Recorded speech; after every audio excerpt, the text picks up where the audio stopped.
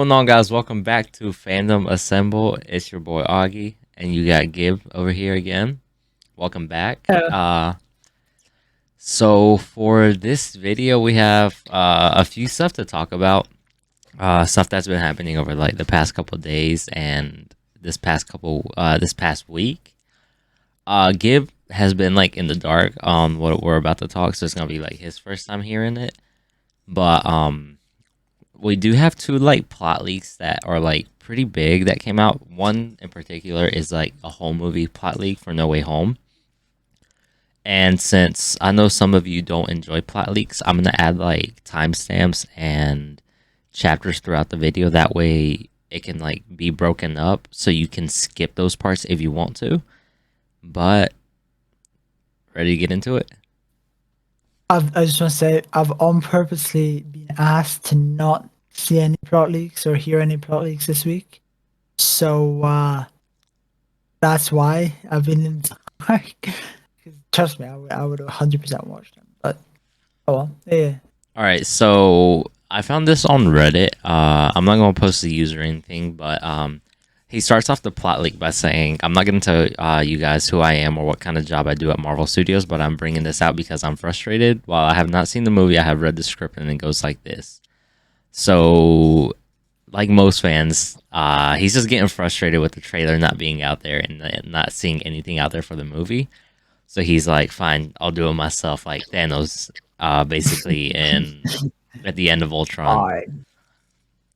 Uh, okay, so we start off with Act One. I'm just gonna read through the whole script. This is gonna take a while, but because like once again, it is a whole script. It has some missing points like in it, but it has like the major points throughout each act. But it starts off with like this. The first scene takes place in an abandoned building somewhere in New York at night. A group of teenagers is exploring this abandoned building for a live stream. They talk about how this place is supposedly haunted, and they eventually encounter a mysterious figure stumbling out of the darkness, clad in green armor but injured. The teenagers are scared and they attempt to mock the figure, but they run as soon as the figure starts walking towards them. This figure is none other than William Dafoe's Green Goblin wearing his armor from the 2002 Spider-Man movie, but without the helmet. After that, an extended version of the breaking news report from the ending of Far From Home plays over and over the Marvel Studios logo. So the intro we get just with that like audio in the background. Then we see a montage of screens broadcasting the same video we saw at the ending of Far From Home when Mysterio exposes Peter Parker as Spider-Man, and of course J.K. Simmons' new version of J. Jonah Jameson. Spider-Man's holding his head in panic just as he is in the end of Far From Home, and he looks back at MJ and back at the screen. We see the reaction of various peoples. We see Flash Thompson drop a snack from his mouth as he's watching, surprised at the fact that Peter is Spider-Man. Ned with his mother is just as shocked. Spider-Man swings away as people look at him, telling MJ to meet him back at Queens. Aunt May frantically calls him about what's happening, and Spidey tells her that he'll be home soon, and that they should move away as he fears that there might be a mob that will attack their home. He arrives at their building in Queens, and they talk about what to do, calling Happy. Obviously, Aunt May, Ned, MJ know that Peter's innocent. They also attempt to contact Nick Fury, but he doesn't answer them because he's in space. And then there's a joke about Nick ghosting Peter since, he ghosted him in Far From Home. Peter tells Aunt May that they may not have time to figure things out since Peter was just a normal teenager, so they might have time to figure things out since he's a normal teenager, so not many people will know where he lives anyways. But then suddenly a bunch of people gather outside their building yelling at them, including Brad Davis and a few other students from Peter's school who probably led the mob to his house. Happy attempts to pick Peter up from the apartment, but the people in front of the apartment building are getting in his way. Peter sees Happy outside the window, gesturing for them to come back down, and Peter quickly changes into a civilian outfit, goes back down with May, and confronts the mob, pretending not to know what the hell is happening. Brad Davis calls him out and says that he should know what's happening since his face was on the broadcast all over the world. Happy comes out of his car and escorts them to the car. While they're in the car, they discuss what to do. Happy suggests hiring a lawyer so they can settle this legally, as there's really nothing else they can do about it at this point.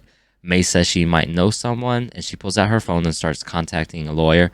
We cut to the courthouse. Peter's on trial. The lawyer is none other than Matt Murdock, played by Charlie Cox.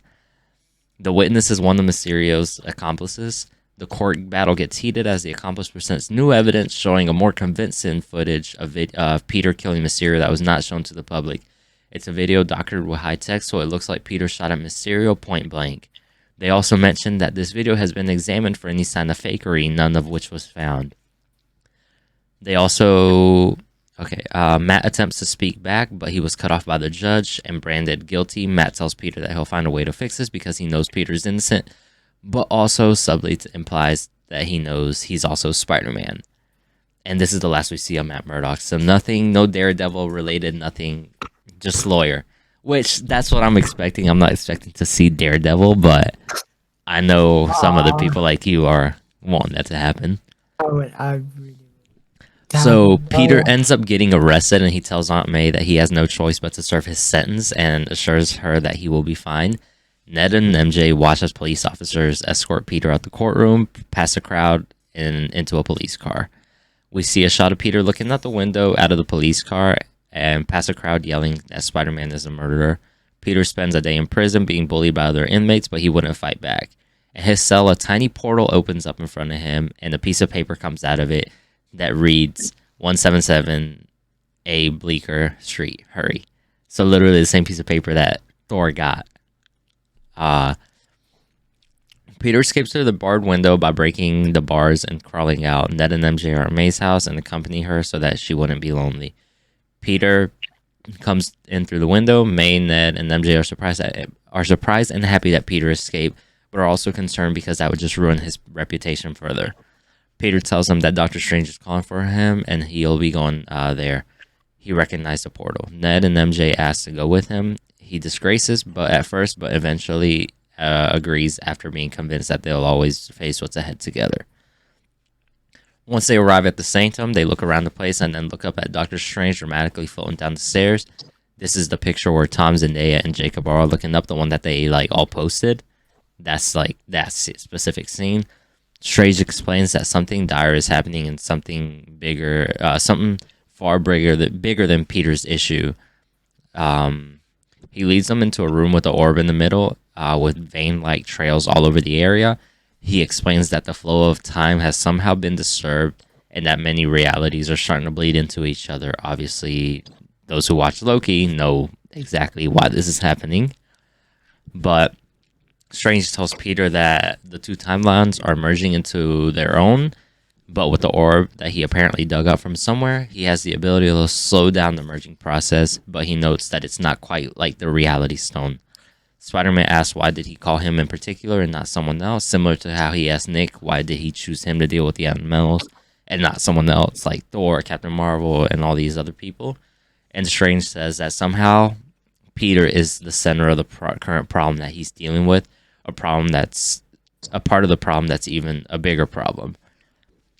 Doctor Strange explains that he cannot leave the Sanctum as he has to keep the reality stable, and this is very difficult now that all the Infinity Stones have been destroyed, so he has to rely on pure magic. So that kind of I don't know if that debunks the theory that we had that maybe Doctor Strange gets a time stone back or something, but he tells Peter that villains from various other realities that are just like theirs yet ever so slightly different have been transported into their reality. Their realities all have something in common: Spider-Man. Doctor Strange reveals that villains are taken from various points of the timeline, Tobey Maguire and Andrew Garfield movies. Doc Ock, played by Alfred Molina, is taken from the Sam Raimi universe while he was floating underwater at the ending of Spider-Man 2. Otto's consciousness is already dead, so he is replaced by AI of the Tentacles. Sandman is taken from the encountered black suit Spider-Man at the sewers in Spider-Man 3. Electro, from the events of The Amazing Spider-Man 2, he has learned to control his powers to the point where he's gotten his natural skin color back instead of being all blue all the time. He's also wearing a green yellow. He's also wearing a green and yellow outfit, reminiscent of his classic suit. The Lizard is taken from Oscorp Tower during the final fight of The Amazing Spider-Man 1. Scorpion and Vulture are from the MCU and have decided to team up with these versions. They're all working under someone who is, of course, William Dafoe's Green Goblin, but we do not know this yet. To make sure that Peter is up for the task, Strange teleports Peter's Iron Spider suit to the Sanctum and combines it with magic, turning it into the integrated suit. He tells Peter that it'll allow him to use magic that will allow him to put the villains in stasis and put them in the Sanctum, so Strange can bring them back to their respective universes and timeline. Peter actually ends up capturing all 5 of them and brings them all back to the Sanctum, but during his fight with Doc Ock, he gets heavily injured.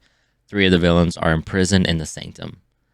Later on, recovering, Peter talks to Sandman and learns that back in his reality, his daughter Penny is sick and he's only been doing everything he can to save her. Peter recognizes the name and asks if her last name is Marco, to which Sandman says yes. Peter tells him that he knows a girl named Penny Marco in his school who was happy and was a survivor of a sickness, and that his father Flint died during a bank robbery in an attempt to get money to save her. Sandman reveals that his name is also Flint and sheds a tear. Peter asks what he's like in Sandman's world, and he tells him that he only fought him once inside an armored vehicle. So I guess he left out. I guess he sees that Peter's actually like nice and like trying to do what's right, and didn't even tell him like the part about how the black suit Spider-Man tried to kill him in the subway and everything, or like the whole train scene and everything. But yeah. Ned, MJ, Peter, and May, who also it said it was taken before he fought it. No.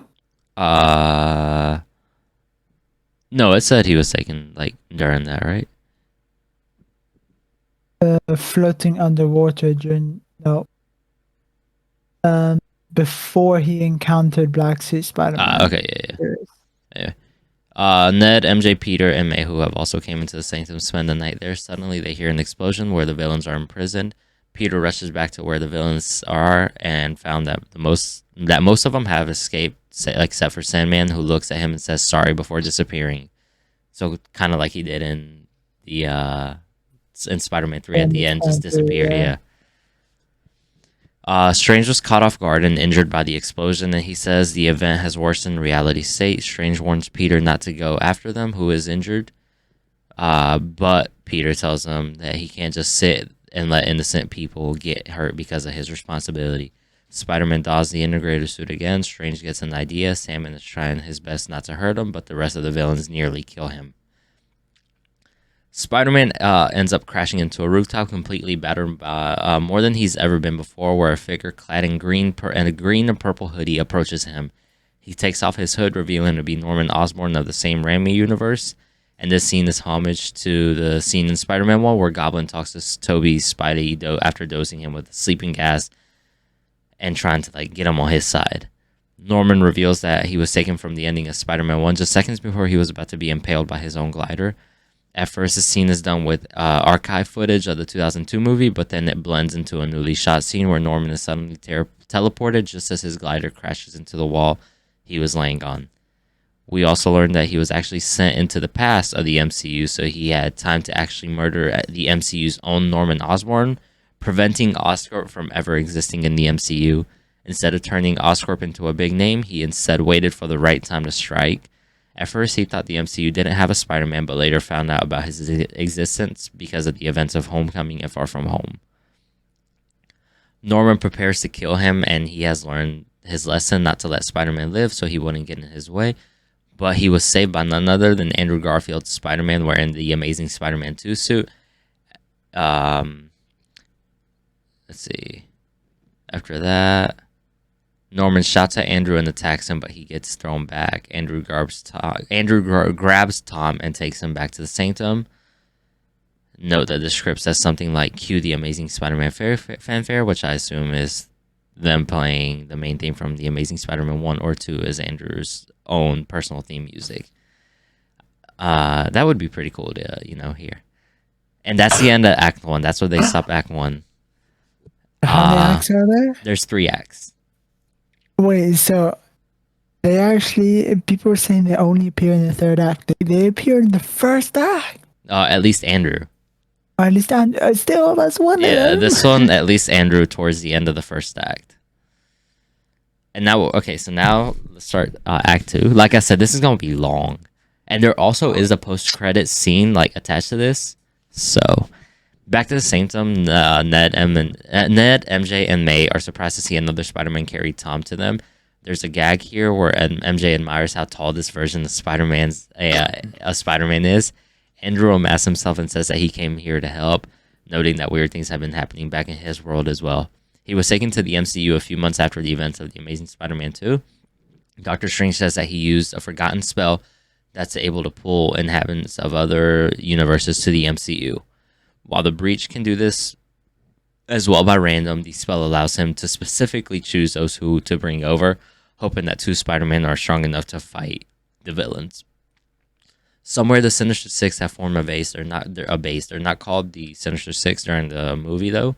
Sandman wants to go back to his universe, but the rest of the villains plan on killing Spider-Man of his world instead of conquering it, saying that they no longer have any purpose back in their worlds as they have already failed. Lizard notes that he hasn't failed yet, but Norman tells him that he was destined to. But perhaps it could be different in this world. They plan on attacking the Sanctum themselves, kill Strange and Spider-Man, steal the orb, and attempt to bring more versions of themselves into the MCU somehow. Vulture and Scorpion then join them, picking up directly after the interaction in Homecoming's post-credit scene, since they're not magic users. Norman has the idea of using technology of the MCU's Norman to control the orb's power. However, this is found out by Doctor Strange himself, who was using an astral projection of himself to infiltrate them. MJ and May talk with Andrew, asking him various questions. Ned and Tom stared at him in the distance. Ned says something like, "Dude, how is he you? You guys look nothing alike." Andrew approaches Tom and says that he has a cool outfit and that he did well out there. Tom says that his suit was made by Tony Stark and that he's pretty sure he got his ass kicked. Tom asks Andrew if he knows Tony Stark, but Andrew doesn't recognize the name. The two bond when they start talking about their differences and similarities. It's things like the fact that Andrew doesn't know a Ned, while Tom doesn't know a Harry. Tom quips that he's been to space, but Andrew says that he technically beats going to space by literally going into another dimension. And he does note that he's never been to space.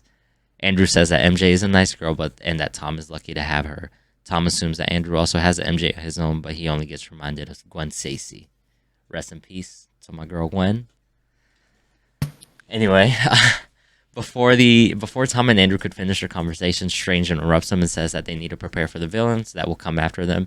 Strange says that he will help them in any way he can, but he won't be able to give Spider-Man more of his magic, but Tom assures that they can just build new armored suits to protect themselves.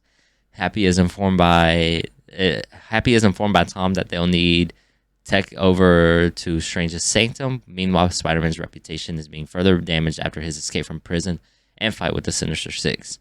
Flash is one being bullied at school this time for supporting Spider-Man.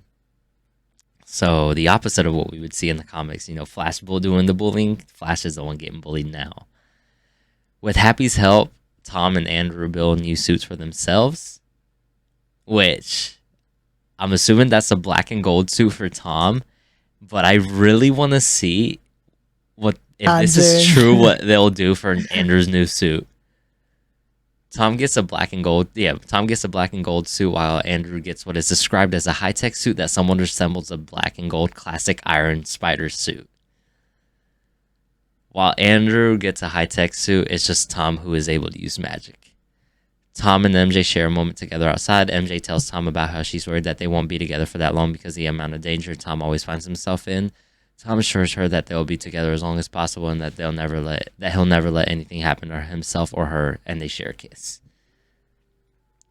We cut to a scene at a New York City sunset where we see a young woman being mugged by a thug played by Harry Holland, who we know is in the movie. The thug is webbed up by Tobey Maguire's Spider-Man. His suit closely resembles his classic suit from the Sam Raimi movies with raised webbings, but is described as looking more sleeker with slightly smaller eyes. Toby asks the woman if she's okay, and then Toby takes a break at a rooftop, takes off his mask, and gets called by Kristen Dunst's MJ through his cell phone. It cuts to their living room where she's caring for their daughter named May Parker and tells her that they're almost at a pancake mix. They then start talking about Toby's decision of retiring as Spider-Man, as the other heroes are now appearing in his world. It doesn't say who the heroes are. This is only revealed through Toby's dialogue. Toby arrives home, plays with his daughter, and then has a talk with Mary Jane about how he needs to be there more for his child. And Toby promises that he'll take it easy from now on. We also get to see the newspaper that seemingly implies that the events of the canceled Spider-Man 4 movie actually happened, or at least a version of that. So that'll be exciting to see. And now we cut to Act 3, the final act. Norman Osborn approaches the entrance of the sanctum at midnight, and he knew that Strange was expecting him. He monologues about how this new world is his chance to have something for himself, a chance to get something bigger than what he had back in the same Raimi movies. The rest of the Sinister Six start wrecking the sanctum, but it's seemingly empty. However, Tom lands a dropkick on Electro's head after blending in the dark spot above him as the two Spider-Man fight the Sinister Six inside. We get to see various Strange-related Easter eggs from the comics as well as other Marvel lore. A rematch against Andrew and the Lizard happens, in which Andrew tells him how he failed his plan to turn everyone into reptiles, and how he turned back to Kurt Connors. A copy of Strange does his part of fighting as well, but he ends up getting knocked unconscious due to being weakened from trying to blend reality from breaking. This fight is a pretty big one. It ends with the two Spider-Man injured, but they were able to subdue the Lizard, Scorpion, Vulture, and Doc Ock. Tom attempts to capture Norman, but he catches him off guard and stabs him with a blade through the shoulder. However, Sandman betrays Norman and attacks him. Sandman is then killed after Norman detonated what seemed to be a pumpkin bomb filled with fluid. Turns out Norman had a contingency plan that can kill all of the villains should they ever betray him.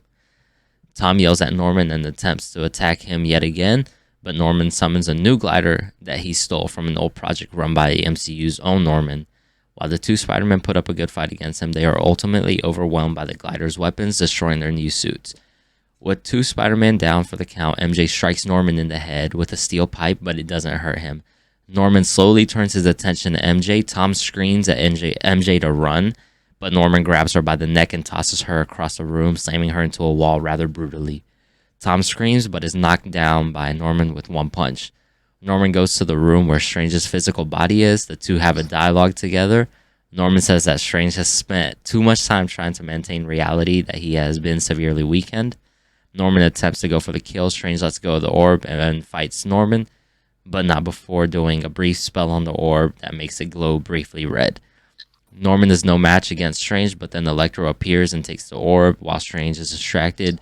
Strange attempts to cast a portal in front of Electro as he attempts to escape, but Norman grabs Strange and throws him against a wall. Strange gets backed up and has disappeared. Tom cradles MJ, who starts bleeding from the nose, mirroring the moment Andrew lost Gwen in The Amazing Spider-Man 2. Andrew takes off his mask in shock. MJ dies. Ned and May console Tom, but Strange tells him that they've escaped with the orb, but he has one last backup, even though it isn't much. Andrew tells Tom about how he lost Gwen Stacy. Tom then shares how he lost Tony Stark, his own version of Uncle Ben, and now MJ. They then have a talk about how being Spider-Man will always lead to them suffering, but they must persevere. Andrew tells Tom about how much he wishes he would have a second chance at saving Gwen's life, no matter in which form. Tom considers quitting being Spider-Man and just live his life as a criminal in jail, but Andrew tells him that he's unique in his own world, and while being Spider-Man may not always be a great time, it definitely brings happiness to others. Back in the Sam Raimi universe, Toby is telling a speech to his daughter about how he'll think she'll turn out when she grows up to be someone wonderful. But then the portal opens behind him. Mary Jane comes into the room as well. The final fight is against the Sinister Six and 3 Spider-Man. I've decided to skip a lot of scenes as they are mostly dialogue and character development. The fight ends up with Norman attempting to bring back more versions of Sinister Six, but you don't get to see them. But all 3 Spider-Man gang up on him. The 2 other Spider-Man attempt to hold back the Sinister Six, while Tom attempts to use the orb to bring everyone back to their respective timelines. But Norman's tinkering with the orb has damaged it, and it has overloaded it with energy, and using it risks destroying it. If the orb is destroyed, Strange will have nothing to use to at least try to fix the multiverse. Portals start appearing from the sky, buildings, cars, and even people start falling from them. Tom successfully sends all the villains to their other Spider-Man back, and the 2 other Spider-Man back to their respective timelines. Norman is put back in the last second before he's impaled by his glider, Luckily, the orb didn't break, but it is heavily cracked. Tom thinks about using the orb to bring MJ back to life and get his secret identity back, and Strange warns him not to do that, but Tom doesn't listen and does it anyways. The orb breaks, and then Tom looks around as something happens similar to when Thanos snapped his fingers, and Strange asks him what he did as a screen fades to white. We then cut to Tom waking up in his bed. He greets Aunt May good morning and heads to school. At school he meets Ned, and they see MJ pass the hallway, but she doesn't recognize them. She also seems to be more popular than she was before. Tom recognizes her and becomes sad seeing her, but Ned says that she's way out of their league for them. We also see a somber montage of a depressed Tom going through about his days in high school. There's also a class about alternate dimensions. Tom walks out of his classroom after class and bumps into a blonde girl. They say sorry to each other and make eye contact, but we don't see who this girl's face is. Cut to a black scene when we hear Tom ask the girl what her name is, and the movie ends. So we can assume that she is Gwen Stacy, supposedly. And this is the post-credit scene. Strange gathers the remains of the broken orb and attempts to fix it, but he is unsuccessful. He then senses something, hearing the faint sound of children behind him. And then the camera pans to his shoulder, revealing Wanda standing right behind him with red glowing eyes. So that's a leak that I told you that was out there that I didn't want you to read just because I wanted to see your first reaction to it. But that's the whole movie leak to Spider-Man No Way Home, and I love it, but I hate it because of the ending, because I don't want to see MJ die, and I feel like it's weird to have MJ that doesn't know Peter, and after everything they've been through in Spider-Man Homecoming and Far From Home. I agree, but I don't think they'll keep it that way. You don't? I feel like something's gonna happen, something that she's gonna remember who he is, or something. And the thing is, this plot leak isn't like other plot leaks. This is a very, very detailed plot leak. It's not one that has bits and pieces and this and that. This source said this source said that. This has word for word, scene for scene kind of detail. Okay. I absolutely would love this movie. Two things I'm annoyed about.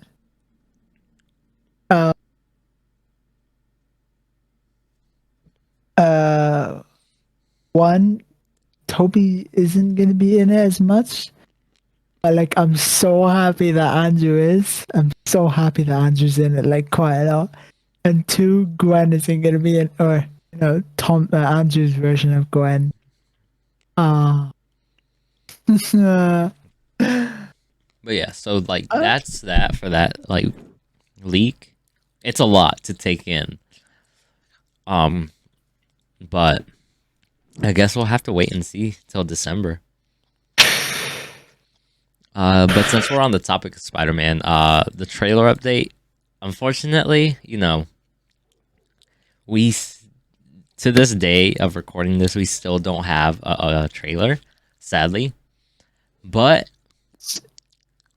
it is Spider-Man. It is Spider-Man week. If y'all were paying attention yesterday, Sony posted a video, kind of promoting all the Spider-Man movies from Homecoming, Far From Home, The Amazing Spider-Man 1 and 2, and then Tobey Maguire's Spider-Man, as well as Miles Morales, right? I'm pretty sure his was just towards the end. It had him in the poster, not it throughout the video, but it just had him in the poster.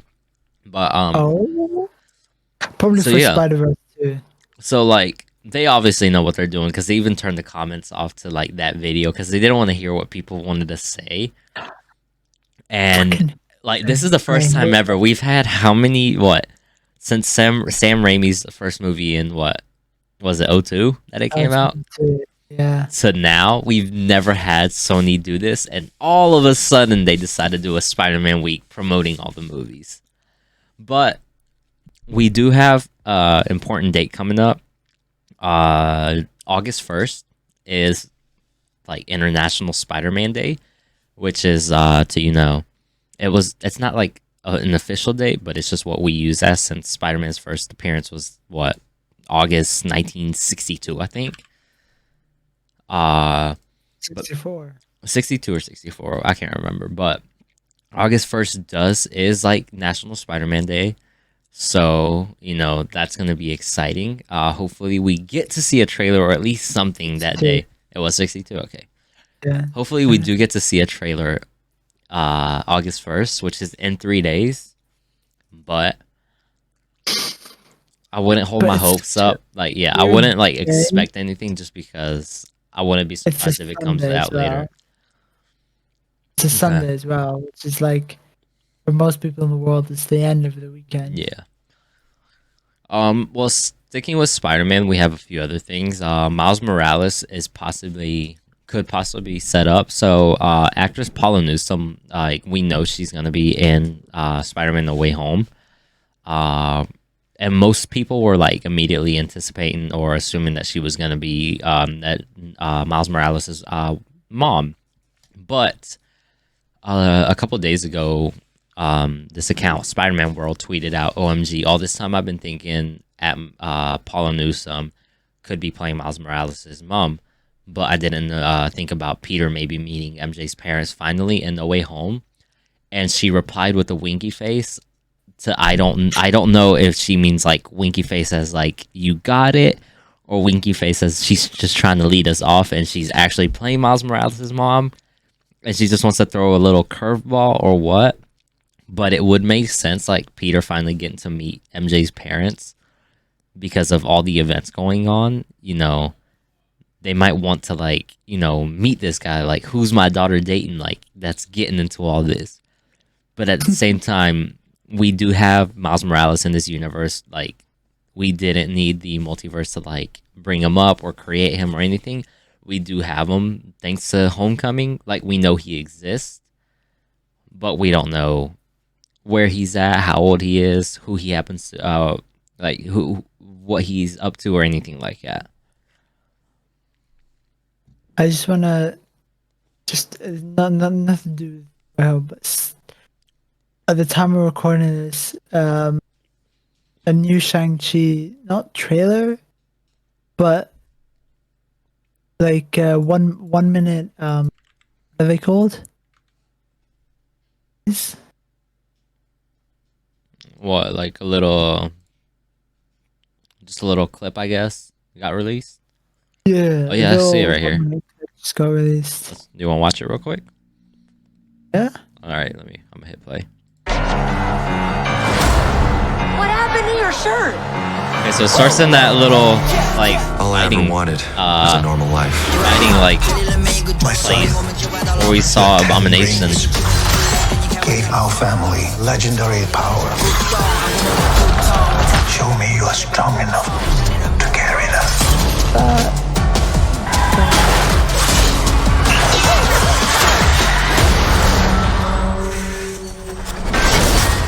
I'm nothing like you. I thought I could change my name. Start a new life. You can't outrun your destiny.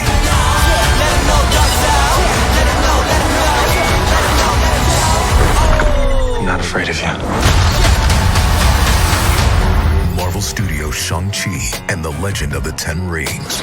Rated PG-13. It just looks. It literally just came out. So I can't wait to see that movie, man.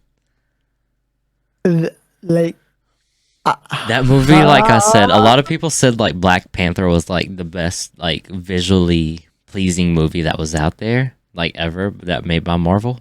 I'm telling y'all now, this movie is gonna be 10 times better when it comes to like visual effects and graphics and everything. It's just gonna be insane. 100%. Okay, and since we're also like just like on Spider-Man, just since Kingpin has a little to do with him, This isn't really like anything we're gonna go into depth with. We're just gonna like quickly review it. But Kingpin is returning. Vincent D'Onofrio. Looks like he will be playing Kingpin again, which a lot of people actually really enjoyed and thought he did a really good job at. And there's like really like heavy speculations that he's gonna be in the Hawkeye series, as well as tie into the Echo series that's supposed to be coming out. So that's something to definitely look forward to. I really do like Kingpin, and with us introducing Matt Murdock, who knows if they're gonna go head to head against in the future as Daredevil and Kingpin, which hopefully they do. Yeah. And now time for another another leak, plot leak again. This one isn't as detailed, but it is by the same person who released this like complete script for No Way Home. You have a fly that just crawled on your screen, on your camera. I know, I saw that. Anyway, that's how Stan Lee came up with Spider-Man. I don't know if you knew that. Yeah, I saw that TikTok. Of course you saw it on TikTok. Anyway, so this is the plot leak we have for Doctor Strange 3. And it starts like this. A multiversal war has begun thanks to the events of Loki. Loki, Mobius, and some TVA agents appear in 2 scenes. Doctor Strange visits Earth 616. The twins are stuck on the Chaos Dimension. Wanda wants to rescue them at no matter what cost, which makes sense. She would do anything for them. America Chavez is a central part of the plot, or is a central part of the plot. She and Wanda have an intense confrontation early in the movie because America thinks that Wanda is responsible for the death of her mothers and destruction of her universe. Strange and Wanda have a big fight at the end of Act 1. She wins, leaving Strange for the dead. He is rescued from plunging into the dark dimension by Tobey Maguire's Spider-Man. Wong retrieves Strange, who is in the coma for a bit. Mordo makes an alliance with Wanda, but he betrays her and attempts to kill her about halfway through. It's revealed that he's been working with Agatha Harkness the whole time. It's been Agatha all along. And she confronts Wanda and they have a brief battle. So Agatha, Wanda part 2. Who knows? Wong is a sorcerer supreme of one universe that is briefly shown. And Chthon wants to use America Chavez's powers to conquer all universes. For those who don't know, America Chavez has a special ability which allows her to travel throughout multiple universes, just like that. That's her powers. And with this being a multiversal movie, makes sense why he would want to, conquer or use her powers. Christine Palmer is then killed and kidnapped and killed by Mordo. Her body will be posed by Clea's soul. Agatha thinks this is too much, as she exclusively only wanted revenge on Wanda. Before the final battle, Agatha briefly makes amends with Wanda and then leaves. There's a scene similar to the Portal scene in Endgame where actors that didn't get the roles years ago assemble playing alternate versions of MCU heroes fighting actors playing alternate versions of MCU villains, such as Tom Cruise's Tony Stark, even though he's just in it very briefly. Who knows? We might see John Krasinski as Captain America. Who knows? Even Tom Hiddleston as Thor. We might get that. Strange, Wong, Wanda, and Chavez face off against Chthon. Wanda sacrifices herself to destroy Chthon at the end and the multiversal war. The other characters believe that she's dead. Tommy and Billy become teenagers at the end. Strange locks Mordo into a dimensional prison. This movie is rumored to have 3 credit scenes. The first one, Kang the Conqueror appearing, setting up Ant-Man 3. The second post-credit scene is Agatha being recruited by Valentina, continuing her setup for the Dark Avengers. So she'll have her own Scarlet Witch, technically. And then the third credit scene is Wanda reappearing alive, living in Latveria with amnesia. Which, hint, for those of you who don't know, Latveria is the hometown of the one and only Doctor Doom, who is also another very powerful sorcerer. So, like I said, this isn't detailed or like long or anything, but this is like the person that I shouldn't say guy, it could be a girl, don't know, but the person that came out with the whole plot leak for Spider-Man No Way Home found this. So this also sounds incredible. Just a couple of things though. One, what's gonna happen to Toby? Does he just go in, save, and disappear? Because that wouldn't make sense. I have no Two, idea. if it's surely it wouldn't just like they're ending multiversal wars in a Doctor Well, no, solo she Doctor thinks Strange. I guess she thinks that's the way to end it Yeah. because maybe she feels like guilty for creating it, and maybe she thinks like she's the one that can end it. True. Okay, fair enough. And then okay, yeah, that's that. Yeah, because like obviously you have Loki and TVA and stuff coming at the beginning, Hmm. but Wanda doesn't see them. It's only Strange that sees them or whatnot. Hmm. Um, but like I don't know, I feel like Loki might be in more. I feel like I Loki could might be be in a little wrong. more. Yeah, I feel like Loki will be in more. I also feel like Toby will be in it more. And I feel like especially with how like they all get sent back to their like universes and stuff. Hmm. I feel like they'll come back at some point. They're not just going to be there for one movie and disappear. They're clearly setting up for like a big, Yeah, yeah, like a yeah. big, Avengers style movie.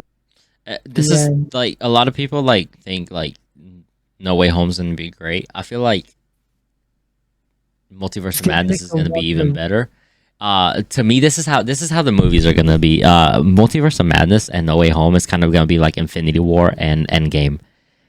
Spider-Man No See, Way Home is gonna be the Endgame where it has more of a feel-good story. We finally get to see these three Spider-Man. That's what we wanted. This is what we want as fans. But Multiverse of Madness is gonna be Infinity War, where there's gonna be more action. There's gonna be more just craziness going on, and it's gonna be overall a better movie than Endgame. And that's how I feel about Endgame and Infinity War. I think Infinity War was a much better movie. Fighting, everything, just the whole plot was much better in my opinion. And Endgame was more of a, feel good wrapping up story of the past of phases 1 through 3. except I agree, but except the final fight scene. The final fight Oh yeah, scene yeah. That's gonna is be the fight legendary for scene us. But in yeah, MCU ever. that's just how I feel about No Way Home and Multiverse of Madness. A lot of people aren't like as excited for Multiverse of Madness yet as they should be because of No Way Home. Yeah. But I feel like they're gonna get to that level where that's how the movies will play out, in my opinion. Oh yeah, 100%. Well, 100%. Like I feel like though it's sort of like I feel like No Way Home and Multiverse of Madness are sort of going to be like the the One Division and the Loki, but movies wise, mhm. where they're hyping up, not hyping up so much that they're going to be let down, but they're hyping it up for them to continue it What's to somewhere else. come? Yeah, what's to come? Yeah. So like the obviously Toby and Andrew are gonna be in it and stuff like that. But like they get sent back to their times and William Defoe gets sent back before he gets killed. But I feel like that will just after Doctor Strange, after she sacrifices herself, I feel like that will just will get fucked by Kang, one of the Kangs at least, and then just completely reset everything, and then there's gonna be villains and heroes, and it's gonna be so good. Okay, but as of right now, that's all we have, like plot leak wise and like big news wise. The rest of the stuff we have to talk about are just like just hitting it like right on, like just briefly. There are not much things that we can like dive too deep into. It's just things to like quickly wrap up what's been going on around Marvel this week. But since we were talking about Kang being introduced in one of the post-credit scene for WandaVision, it has officially been confirmed by director Peyton Reed that Ant-Man 3 is now filming. So that means we are getting Kang soon. We're gonna see that soon. The whole Quantum Mania, everything is coming. It's almost here. It's like there for us. Yet it's I know it's a couple years from now, but still. Aside from that, Guardians of the Galaxy 3, the Christmas special, a lot of people aren't like too invested into that. They think it's just gonna be kind of like a little spin-off. But James Gunn did come out and say that the Christmas special is actually gonna be important, and it's gonna help us like, figure out things that have been happening in between. And he also came out and said that his script has been done for about 3 years and it hasn't changed much. So if we leave off of the events from Guardians of the Galaxy 2 where Adam was being introduced, then there's a really, really high possibility that we see Adam Warlock in Guardians of the Galaxy 3, especially since James Gunn came out and said that his script hasn't changed much, if not any. And those changes that have been made are very, very small. Also, Makes sense. Brie Larson will be in Miss Marvel's Disney series that is supposed to release late this year. I have no idea when, but her series and Hawkeye series are supposed to release late 2021. They only have a couple more months to do so. Don't know when they'll do it. Either, I guess, September, October, November, one of those months. Because I doubt they'll do it during No Way Home in December. But Brie Larson will be expected to be in at least 2 episodes. And she is also expected to be in Secret Invasion, which filming will begin around August and run through September. So we're looking at finally getting Secret Invasion about 2022. And same thing like I was saying, Hawkeye, expect that around November. Some people are saying late November. And some people are speculating that it might tie into No Way Home. I don't know how they'll do it. But somehow, one way or another, they are saying that it does tie into No Way Home. But aside from that, there hasn't been anything else. So there's Hawkeye, Miss Marvel, Eternals, Spider-Man, and Shang-Chi. obviously Shang-Chi and What If are to come out. But Shang-Chi and What If, we have the dates. Let's see. Eternals, We have it's we have the date for Spider-Man too. December 17th. Mm-hmm. So I think Miss Marvel, because they haven't released any of the trailers or any information yet. So half of me is thinking that they might end up delaying it. The other half of me is thinking they'll release Hawkeye in between Eternals and Spider-Man. So we have what? Let's see. August, September, October, November. We have 5 months. And we have Shang-Chi, like you said, Shang-Chi, What If, Eternals, Hawkeye, Miss Marvel, and No Way Home. We have 6 Marvel projects to fit into the span of 5 months. We have Shang-Chi August. Or no, Shang-Chi we got September. Well, What If we have August? Shang-Chi we have September. October at the moment we don't have anything. November the only thing we have is Eternals. And then December we have No Way Home. So we have technically 4 of those months filled up. The only one that's free is October. So what I'm assuming is October, that's when we get Miss Marvel. And then late November is when we get Hawkeye after Eternals leading into Spider-Man. The thing is, right, they need to sort of release the trailer like within a week or two, in my opinion, because it's coming up in August, and if it comes out in October, that's in months, and it's not enough time to get people hyped for it. No, it's just personal preference, but I'm so excited. No. I feel you on that, but I'm very, very excited. These past few months are gonna feel like an eternity leading up into November or into December. But like I said, hopefully for those who are like as excited as we are for No Way Home, we get to see that by August 1st. If not, whenever we get it, we'll get the trailer. At this point, I'm just done waiting, like, and speculating what date it will come out with, like, come out. But until then, all we can do is like same thing we've been doing, just sit around and wait for things to happen. But like always, if there is, you know, if there's anything to do, like anything that we hear, anything that, you know, that just gets put out there by anyone, we will post it either on our Twitter, Instagram, whatever. It'll be all in the socials down below.